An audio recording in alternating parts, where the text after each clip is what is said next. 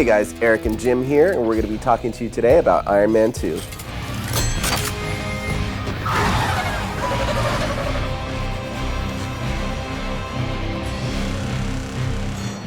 In the film, Tony Stark is paying the price for revealing to the world at the end of the first Iron Man that he is indeed the armor-clad superhero. What we see now is everybody is out to get him. Basically, the US government is after him because they want to appropriate the Iron Man tech to use for the military. And an old enemy of the Stark family has kind of resurfaced and is out for revenge. So Jim, we've got a lot of new characters in this movie. Yeah, maybe too many at times. I agree, yeah. Let's focus though on some of the main performances, the four main ones really. Robert Downey Jr., Gwyneth Paltrow, Sam Rockwell, and Mickey Rourke. Yeah, I mean, Downey owns the movie again like he did the first one. He's great. They really play up Tony's more obnoxious side this time around, his kind of grandstanding nature.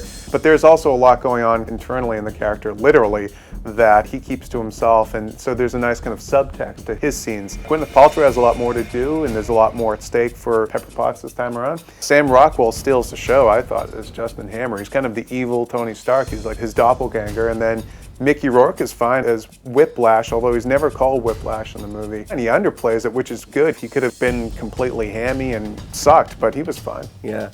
You know, one performance I was a little disappointed with is Don Cheadle. He took over for Terrence Howard in the first film as a Rhodey, aka War Machine.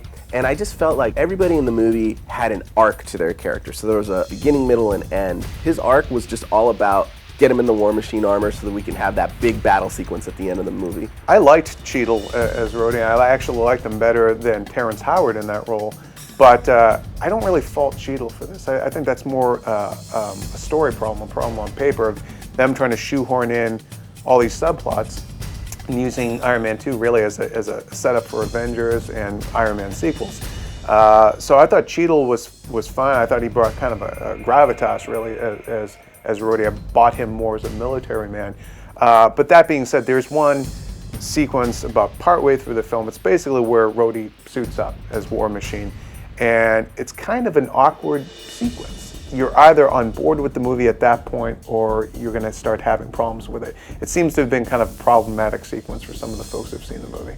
Now, something that's definitely not problematic in the film is the action level. This time around, they seem to have like bumped it up to 11, right? Yeah, you definitely get your bang for your buck in this movie. You get a lot more and better action than in the first film.